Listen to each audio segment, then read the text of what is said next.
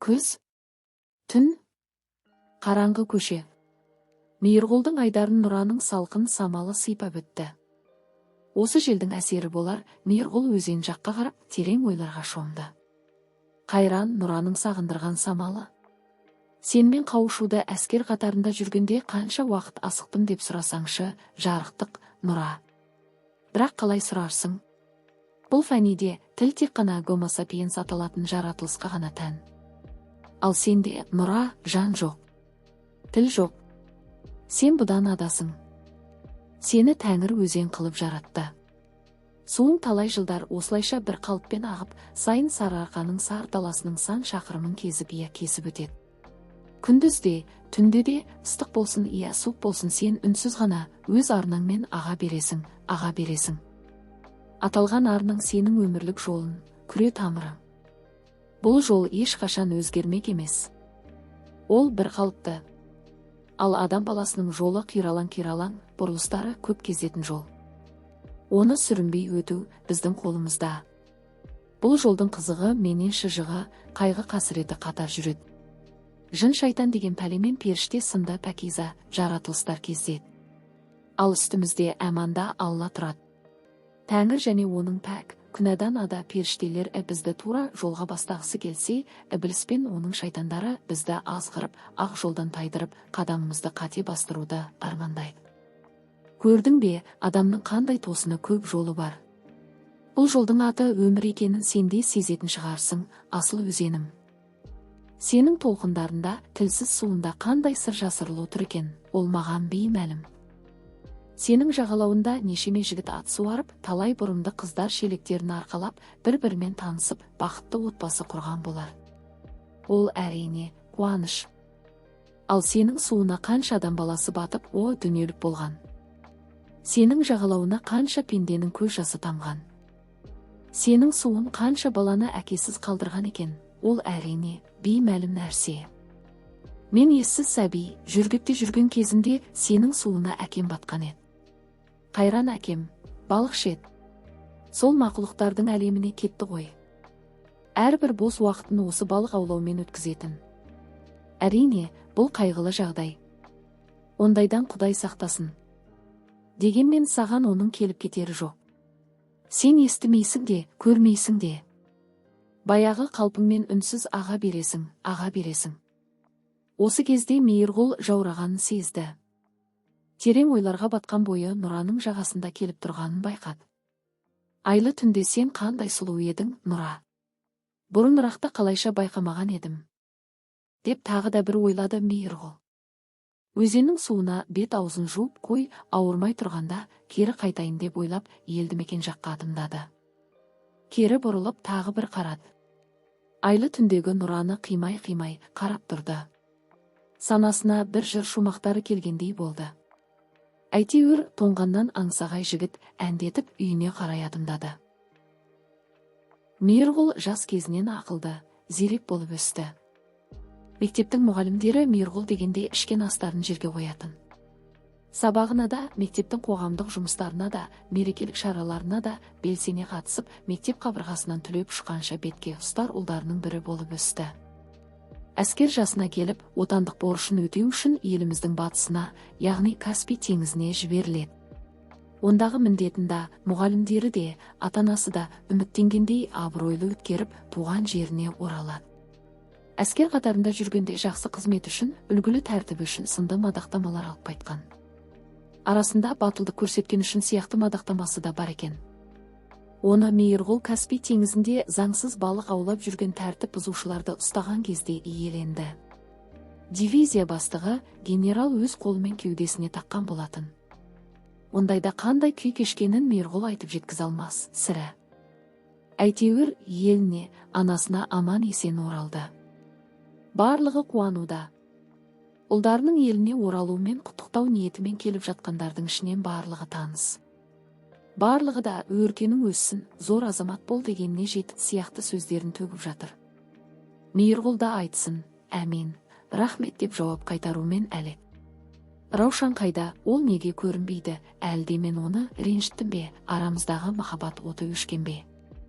деген ойларға батқан еді. Мейірғұл 3 жыл кездесіп жүрген қызын көре алмай келіп кетушілердің арасынан: «Сүйіктім-ау, неге көрінбейсің, қайдасың, жан гүлім? Әлде менің әскерден оралғанымды естімеген бе? Бірақ қайдан естімесін, жұрттан кем бе? Бәлкім күйеуге тиіп, біреуге әйел болған шығар. Тап солай әйтпесе келмей ме?» деп өз ойын түйіндеді Мейірғұл. Әне шешесі отыр. Бір сәті түскенде нақтысын сұрап біліп алу керек. Жарайды, кейінге қалдырайын. Сондай қорытындыдан кейін үйінің кең залына кіріп, өзінің сүйікті мәңгілік махаббат жыры кітабын оқуға кірісті. Олда Раушан екеуінің махаббаттары дәл кітапта айтылғандай кіршіксіз, пәк болатын, қалайтын. Осындай терең ойларға батқан бойы ұйықтап кетіпті. Қатты ұйқыға кеткен бойы түс көрді. Мейірғұл Нұра суының жағалауында тұр екен. Түсінде Нұра суы әдеттегідей емес, кеңейіп кетіпті. Осы жағасынан қарсы жағасына дейінгі ара қашықтық 100 метрдей жер.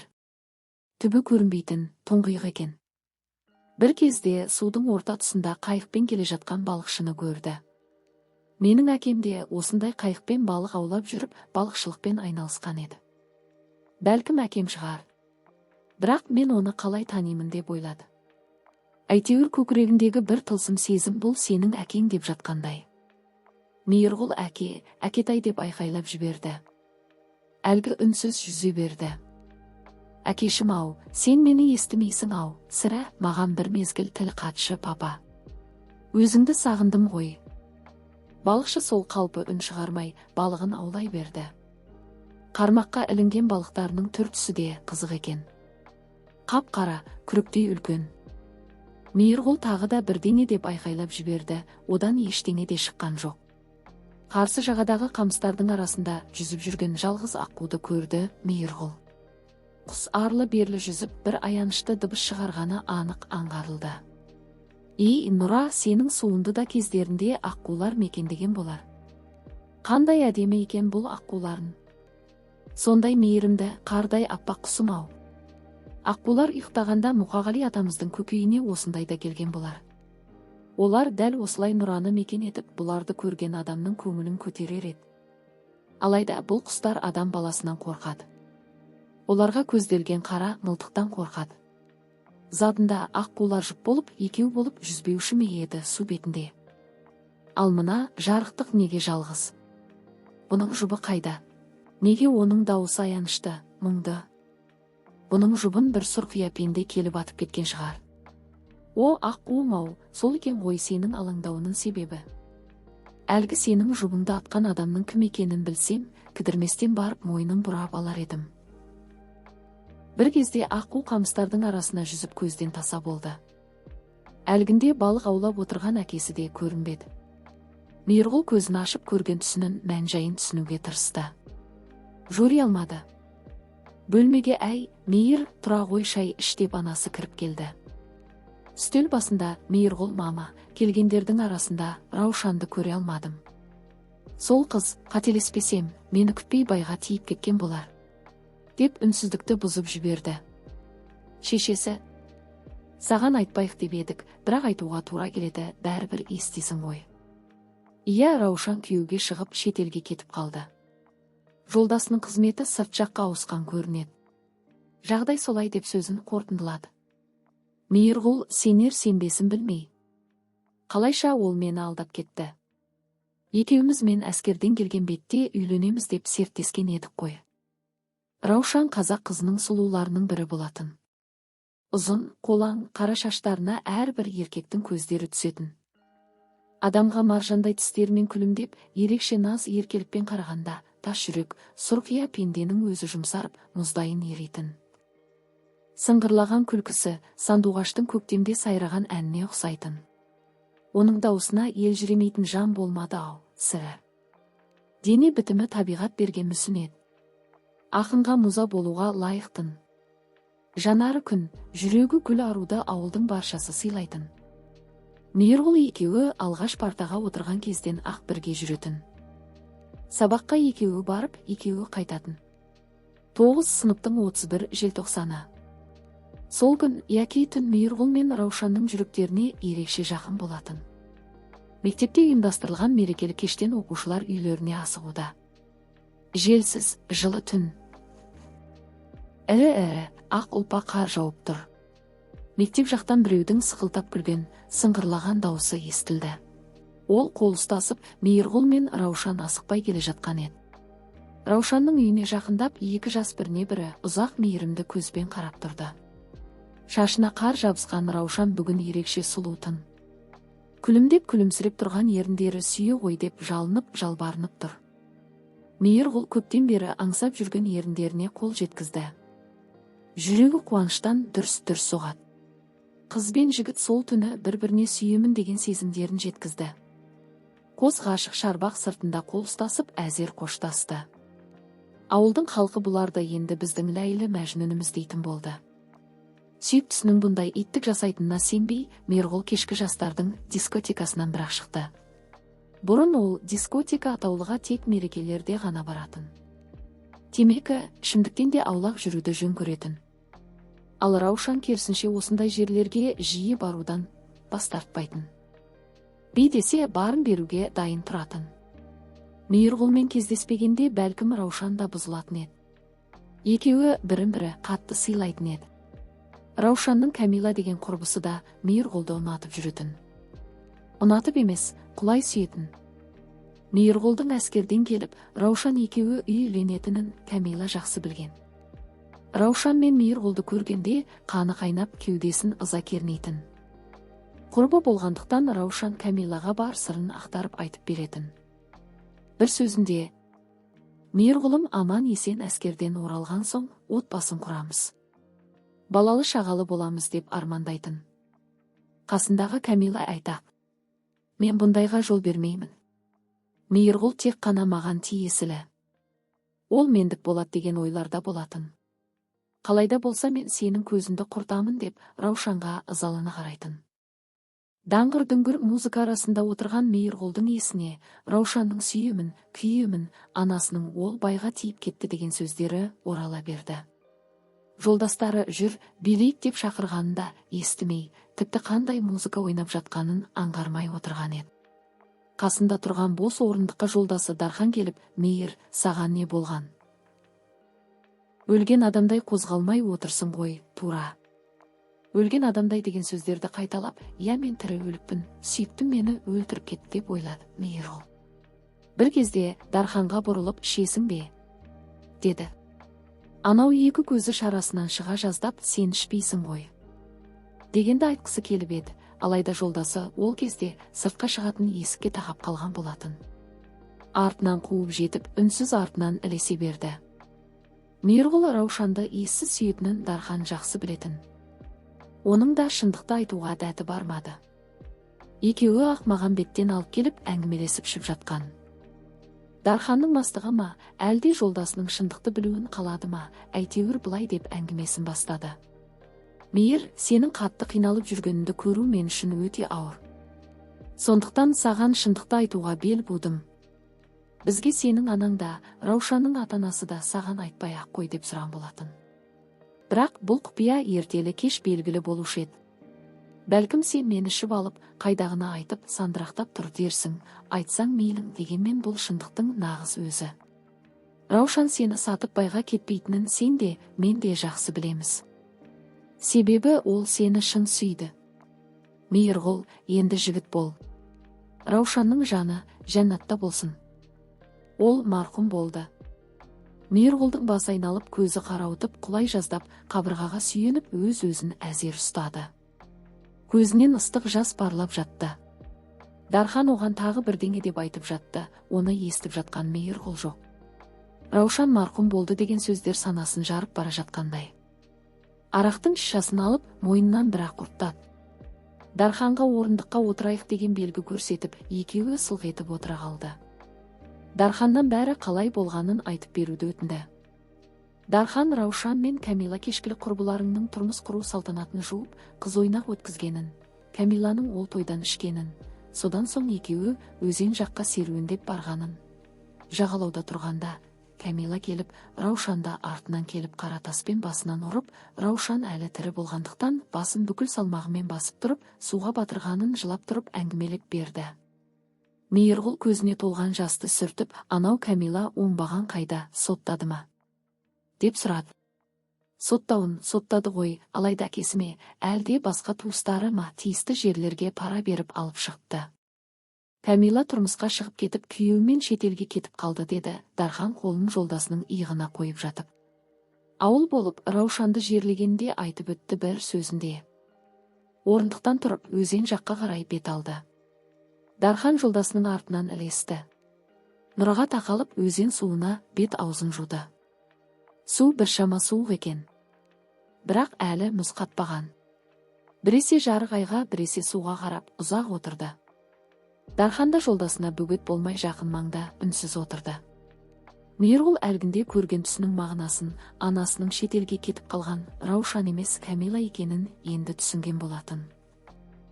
Анасының да өтірік айтқанның себебін де түсінді. Аққуым менің, жаның жәннатта болсын. О, дүниеде еш қиналмай мені күт.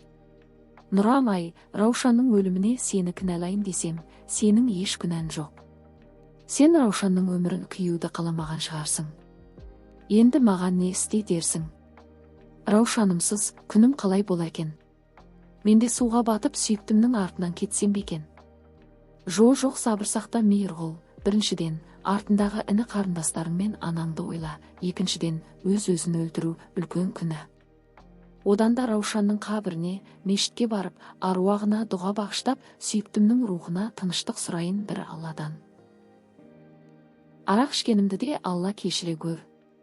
Енді кәрі бұл пәлені аузыма алмаймын. Бұрын ішпеп едім, Раушаныма алаңдап ішіп қойдым. Нұра, сен менің әкемді, сүйікті қызыңды алып кеттің. Не жазып едім мен саған? Сен менің пірім болатынсың. Алыс сапарларда әскерде саған ғана асығушы едім. Суында толқыныңды көрсем, сенің маңына келсем, бойыма күш даритындай күйде болатымын. Бала кезімде де асыл өзенім сенің жағалауынан кетпей жүретімін. Кей кездері бала санама түсініксіз өлең жолдары келетін. Есейгенде де өлеңдерімнің көбі туған жерге, сенің бұйра толқындарына арналатын тұғын. Сенің мөлдір суына үңіліп терең ойларға бататымын. Болашағыма көз тастап, небір ғажайып ойларға кететімін. Сенімен тілдесіп, ақыл сұрайтын кездерімде болған. Бала сияқты сенің маған тіл қатуында ұзақ күтетімін. Толқындарына бір ғажайып нәрсе көрермін деп ұзақ қарап отыратымын. Кейде әкемді сағынамын. Енді менің сағынатын екінші адамым бар. Ол менің қимас ғашығым, жан жүрегім Раушан. Қош, Алла жанына пейіштің төрінен орын берсін. Дархан Мейірғұлды көтеріп кеттік деді. Олар есік алдындағы орындықта бір сағаттай екеуі де үнсіз отырды. Күздің қара салқыны денені тітіркендірсе де, бұлар оны сезбегендей. Ақыры екеуі орындарынан көтеріліп үйлеріне тарады. Таңертең Мейірғұлдың анасы оның Раушан жөндегі шындыққа көзі жеткені туралы бірден аңғарды. Көзі іскен, қызарған Мейірғұл бір кесе шайды ұзақ, еш дыбыс шығармай тауысты. Шешесіне: «Мама, мен Раушанның басына барып қайтайын» деп шығып кетті. Шешесі шыдай алмай өксіп-өксіп жылап жіберді. Құраннан білген бір екі сүре қайырып: «Иә, Алла осында жатқан барлық марқұмдарға, әкем, Берікке, тағдыр жарым болуды жазбаған, сүйіктім Раушанға, аттары атаусыз қалған аруақтарға тыныштық бере гөр. Жандарың жәннаттан ете гөр. Маған сабырлық бере гөр» дегенді айтып қол жайды. Қабір басында тұрған мәрмәр тастан жайдара күлімсіреп Раушан қарап тұр. Таста қара көзді, нәзік ұзын шаштары, қыр мұрынды, алма мойын қыздың бейнесін аймалап сүйі берді Мейірғұл. Құрғақ топырақтың үстіне жас тамшылады. Мейірғұл қабірді қазып тастағысы ақ келді, бірақ дер кезінде өз-өзін тоқтатты. Қабір тыныштығын Мейірғұлдың ақырған дауысы бұзды. Ол: «Иә Құдайым, менің сүйіктімді неге алып кеттің? Менің жүрегімнің қағысын неге әлсіреттің? Мен әрқашан саған сенген едім. Таза жүріп темекі арақтан аулақ болғамын. Анамды сыйладым. Неге? Мейірғұл қабір басында тасты құшақтап, жылап көп уақыт жатты.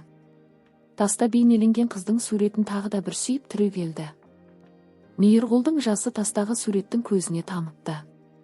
Раушан да бұған қош, асылым деп жылап жатқандай. Мейірғұл қайтадан Нұраның жағасына келді.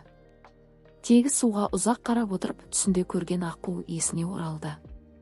Түсіндегі қайран аққу бұл Раушан екен ғой деп ойлады. Сенің даусың жұбыңнан айырылғандықтан сондай аянышты, мұңды естілген екен ау. Түсіндегі сол құс арлы берлі жүзіп ғашығын іздеген екен.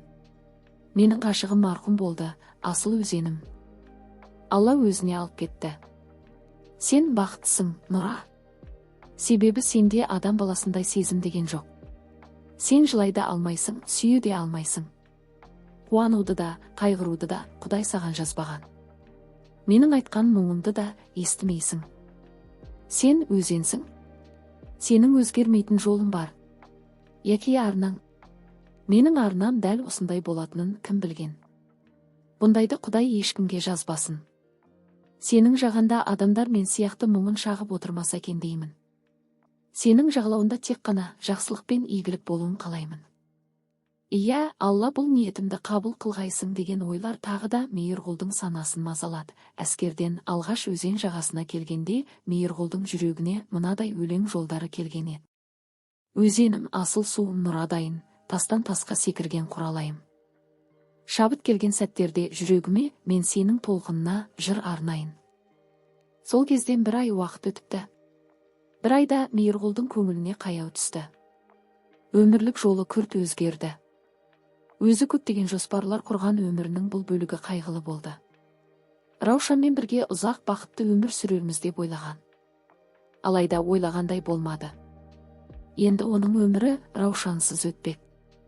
Ал Нұраның өмірлік жолы еш өзгерген емес. Сол қалпы аға берді. Егер әңгіме ұнаса арнама тіркеліп лүпіл басып кетсеңіздер. Қазақ тілді контентті қолдайсыздар деп үміттенемін. Рахмет жақсыларым.